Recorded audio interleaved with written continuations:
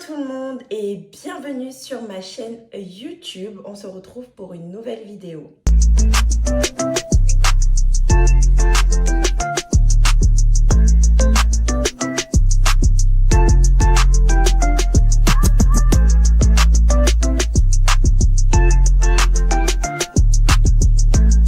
Alors, pour savoir, j'ai ouvert très récemment ma chaîne YouTube.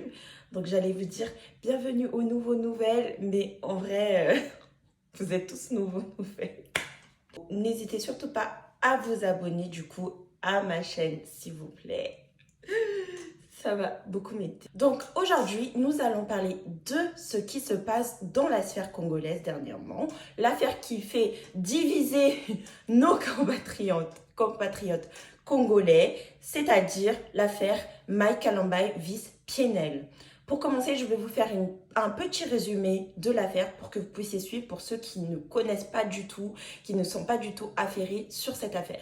Nous avons le pasteur Mike Kalambai d'un côté, qui est un pasteur bien connu dans le milieu chrétien congolais, un peu chrétien partout, bien aimé de la nouvelle génération, mais surtout de l'ancienne génération, et j'insiste sur le surtout, qui voilà, a une carrière musicale assez élevée, voilà.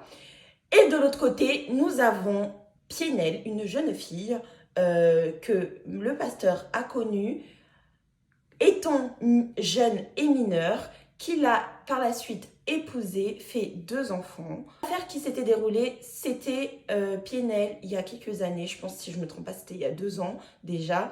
Pienel avait révélé ce qui se passait dans la relation avec le pasteur, dans leur relation amoureuse, où clairement elle racontait qu'elle subissait de la violence conjugale, que le pasteur la battait. Voilà, c'est les termes un peu qui ont été mis. Il y a eu plusieurs photos, j'essaierai de vous mettre au cours de la vidéo. Voilà. Elle racontait tout cela, qu'il l'a même battue pendant qu'elle était enceinte de leur 2e enfant, qu'il l'a trompée. Voilà, il y a eu plein de trucs, plein de rebondissements dessus. Cette affaire avait divisé la sphère congolaise avec tout le monde entre deux teams. C'est ceux qui pensaient que c'était une folle, c'était une menteuse, que le pasteur ne pourrait jamais faire ça car c'était un homme de Dieu. Et de l'autre côté, ceux qui pensaient que Pienel avait raison d'avoir parlé de ça, avoir dénoncé, car beaucoup parmi nous n'osaient pas le faire, n'osaient pas parler de tout ce qu'ils subissaient dans leur foyer congolais. Voilà, donc c'était le petit court résumé de l'affaire. Maintenant, nous allons parler de l'actualité. Qu'est-ce qui se passe? Pourquoi cette affaire est à nouveau dans l'actualité? Car dernièrement, non, c'est pas dernièrement, Pienel, depuis ces années-là, se battait avec ces femmes qui lui traitaient de menteuse, qui n'avouaient pas qu'il y avait un gros problème, mais vraiment un gros souci sur le fait que c'est pas normal qu'une femme vienne vous parler, vienne vous dire qu'elle a subi des violences conjugales, mais d'autres osent lui dire que c'est une menteuse, c'est une folle, ou il y a aussi le FC, excusez-moi, j'ai oublié de vous parler du FC Kangamotema. Bah oui, bien sûr. Vous n'êtes pas congolais, je vais vous raconter ça consiste en quoi le FC Kangamotema, les femmes Kangamotema. Un mot bien utilisé dans notre cercle. Pourquoi? Parce que ces femmes-là existent aussi dans d'autres pays, bien sûr, surtout dans les pays africains. Juste, je pense qu'il y a d'autres termes dans les autres pays, mais chez nous, c'est le FC Kangamotema, les Kangamotema. Les Kangamotema consistent en quoi? Ce sont ces femmes qui sont dans le foyer depuis un long moment. On leur a élevé d'une certaine manière. Bien sûr, je précise, je ne dis pas que ces manières-là sont de mauvaises manières, une mauvaise éducation, tout ça. Pas du tout, pas du tout, pas du tout. Au contraire, je dirais, sur certains aspects, c'est une très très bonne chose. Dans un aspect où on pense que la nouvelle génération, personnellement, pense qu'on devrait enlever. Les Kangamotema, c'est-à-dire les femmes qui sont dans un foyer depuis longtemps, leur mari les trompe, leur mari les bat, leur mari font du mal aux enfants. Il n'y a pas vraiment de vision d'avenir avec ces personnes-là, mais elles vont rester dans le foyer parce que c'est mal vu dans la communauté congolaise de quitter son foyer.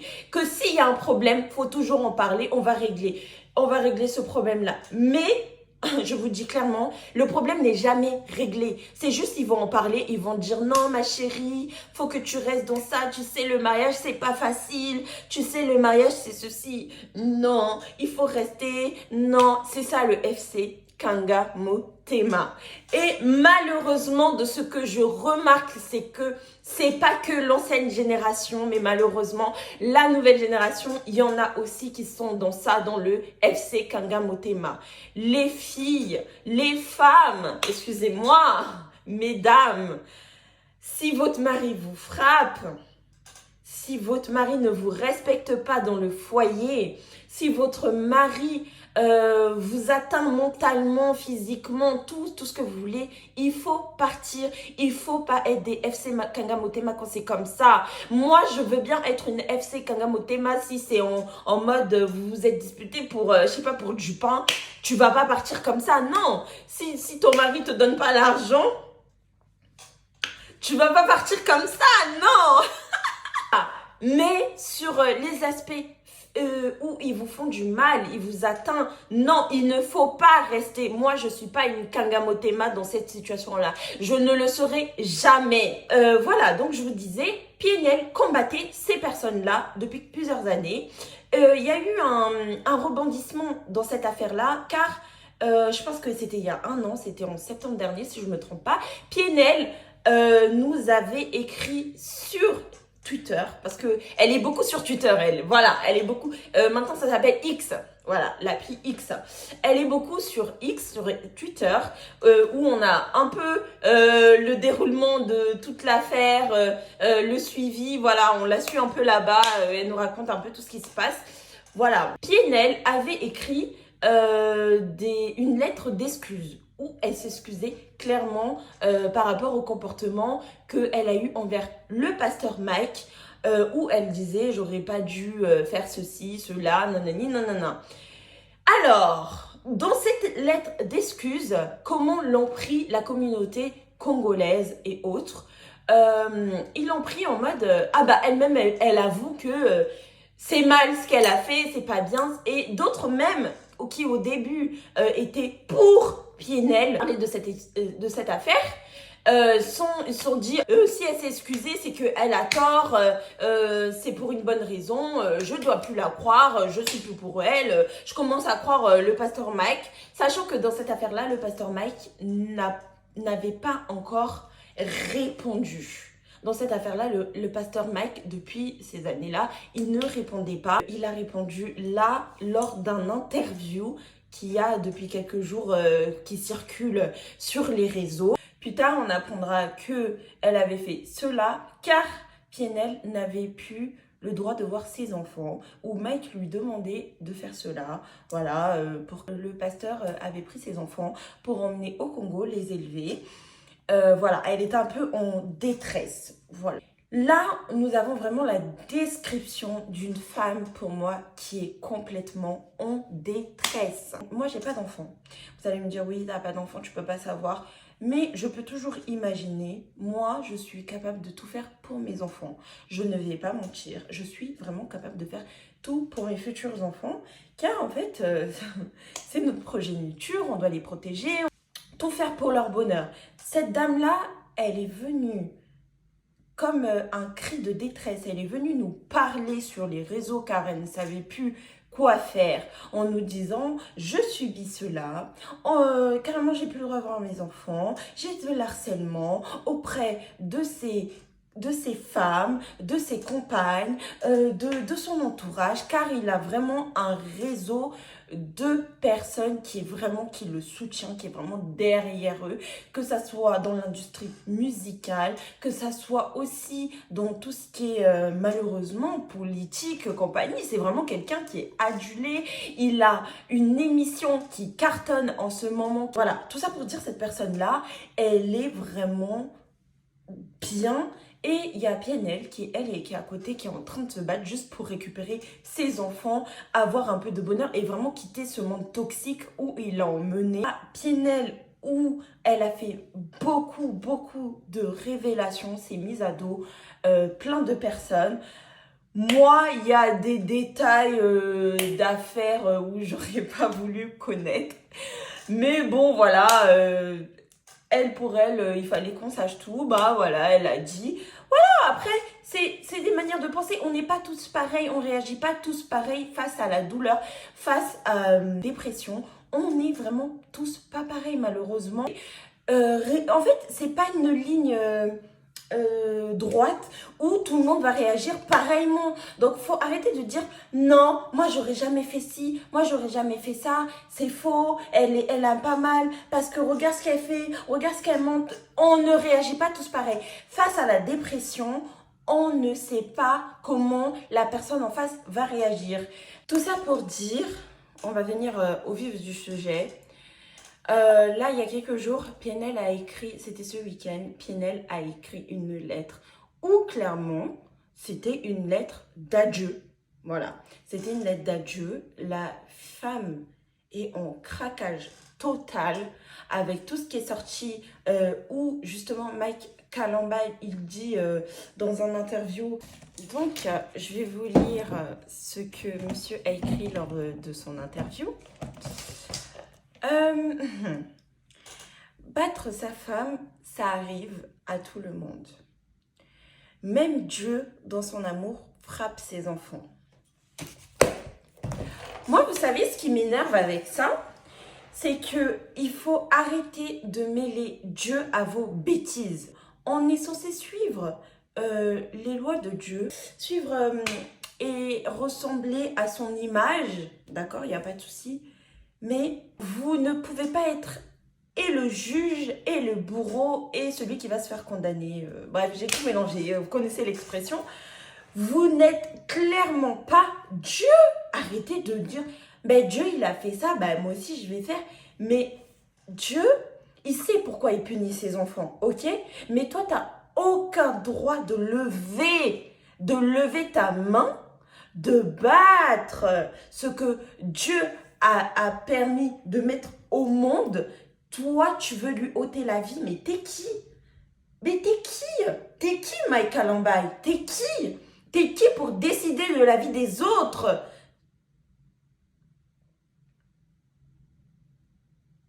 Clairement, c'est de la folie. Pour moi, c'est de la folie. En fait, j'ai fait cette vidéo pour parler de l'hypocrisie, mais surtout l'hypocrisie du peuple congolais qu'ils ont envers cette affaire et comment, en fait, ils laissent cette affaire se faire et continuer comme ça, ainsi, et à protéger le bourreau pour cause, parce qu'il est chrétien, on doit le soutenir. Mais rappelez-moi une chose, on est tous des enfants de Dieu, n'est-ce pas? Arrêtez de mettre vos pasteurs, de croire que vos pasteurs, c'est Dieu. Vos pasteurs ne sont pas Dieu. Arrêtez de remplacer l'amour que vous devez donner à Dieu, à vos pasteurs. Arrêtez de mettre cette image de Dieu sur vos pasteurs. Ce sont des êtres humains. Ce sont des êtres humains qui eux aussi peuvent faire du mal. Malheureusement, vous devez avoir la foi envers Dieu, envers l'humain, mais envers Dieu, ok? Vos pasteurs ne sont pas Dieu, ne sont vraiment l'amour que vous leur accordez, la hauteur que vous leur mettez, ils les méritent tellement pas, ils les méritent pas parce que ça reste des hommes. Ayez le discernement, les filles et les femmes, excusez-moi. Ayez le discernement, soyez humains. En fait, quand une de vos sœurs vient vous voir et vous dire, moi, elle a eu le courage de venir dénoncer cela et que vous lui jetez la pierre, mais qui êtes-vous pour jeter la pierre? Parce que la plupart, c'est non, moi je la crois pas. De toute façon, il n'y a pas vraiment plus de preuves que ça. Et déjà, à partir du moment où vous demandez des preuves, qui êtes-vous pour demander des preuves? Est-ce que vous avez demandé des preuves par rapport à la foi que vous avez envers Dieu? Non, faut dire, la foi normalement, c'est vraiment quelque chose, vous vous dites, ah, je crois, croire. On ne voit pas Dieu. On ne voit pas Dieu, il n'est pas illustré, on n'a pas une image précise de lui.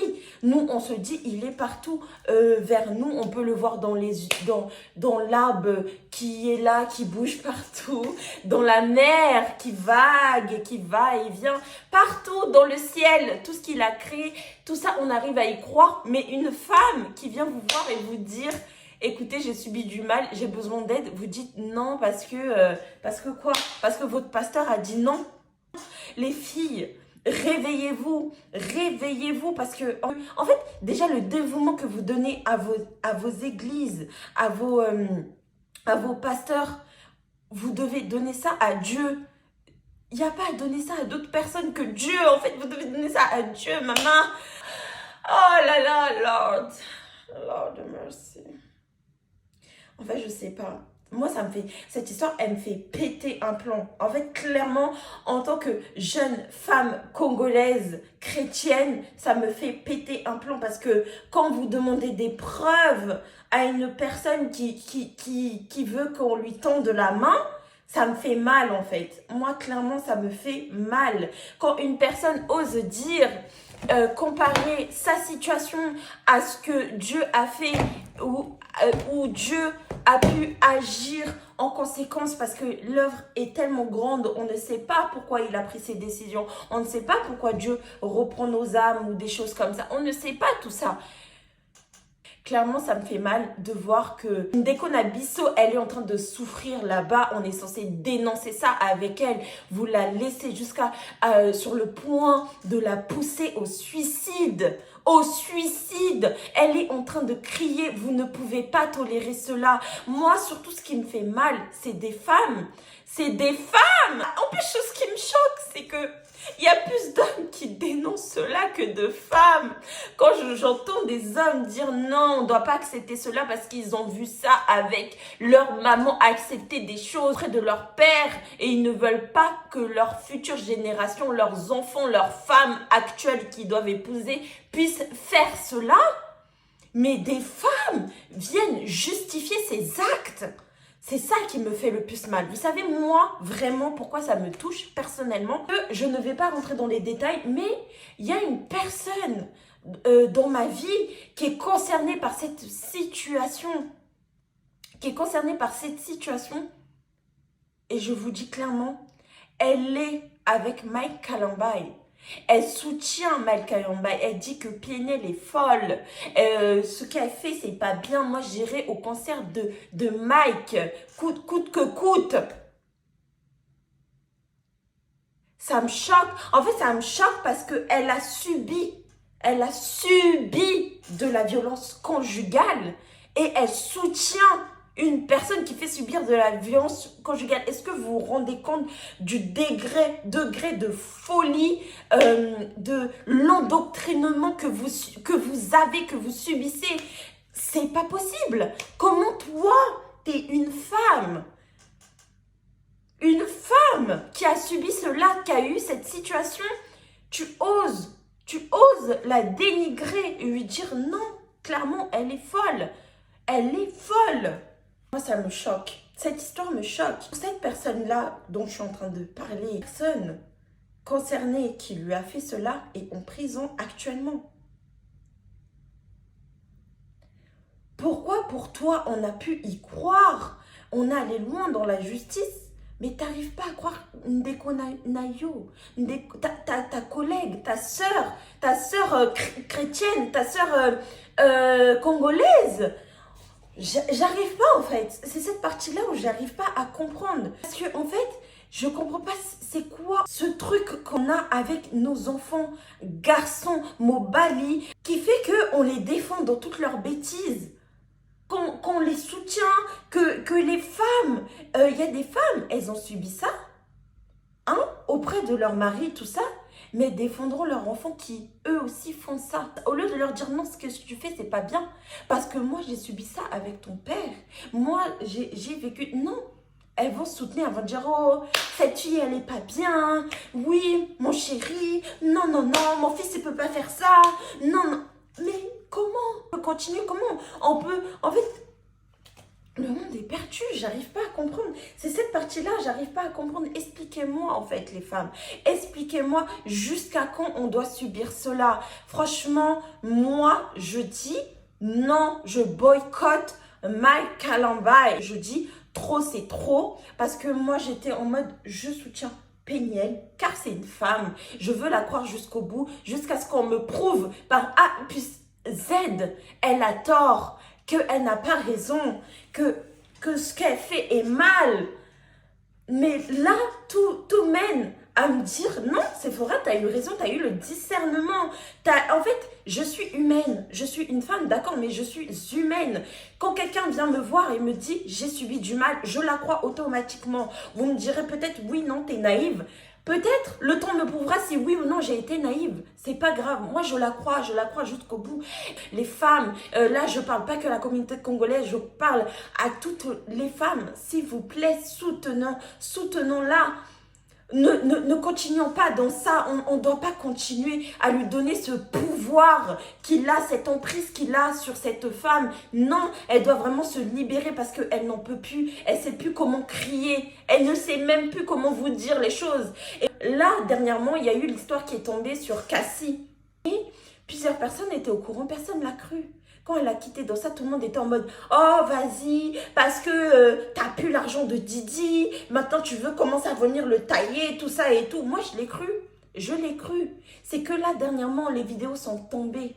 Où clairement, les vidéos sont tombées, où il y a de la violence. Elle subit de la violence grave. Vous étiez tous là, oh non, la pauvre, elle a souffert. Oh non, alors que depuis le départ, elle vous disait qu'elle avait mal, qu'elle ne se sentait pas bien. Il y avait plein de signes. Vous ne l'avez pas cru, non, vous avez besoin de preuves pour la croire. Mais Péniel, ce qu'elle a fait, c'est que quand elle est venue faire le trade sur X, sur Twitter, à l'ancienne, elle a mis les preuves. Mais vous lui avez demandé quoi?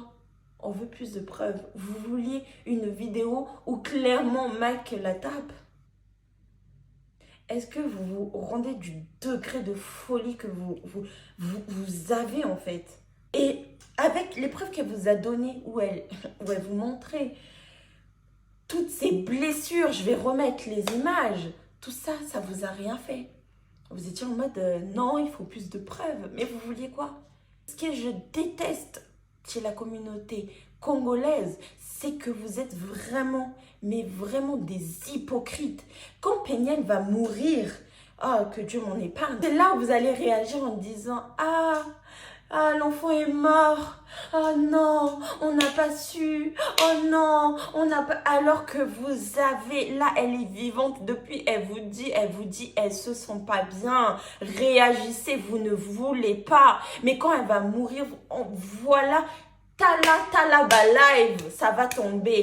La live, ça va tomber. C'est là où vous allez la croire. Seigneur Mike, qu'est-ce que tu as fait? Non, parce qu'il n'y a pas que Mike qui aura participé à ça. C'est vous aussi, ceux qui fermez les yeux en fait. Le fait que vous en parlez pas, que vous soutenez cette personne, que vous allez à son concert.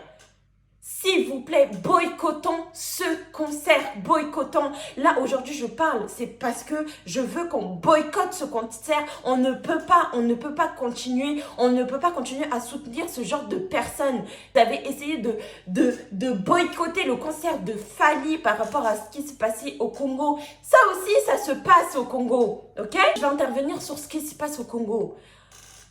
Par rapport à la guerre, je ne vais pas parler de la guerre en elle-même.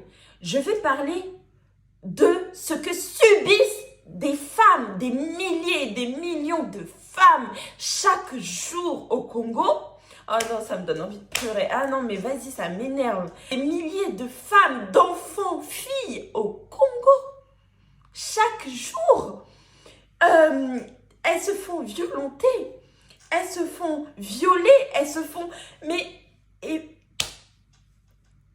En fait, pour moi, c'est comme si vous soutenez, vous ne donnez pas la voix à ces femmes. En fait, c'est de la folie.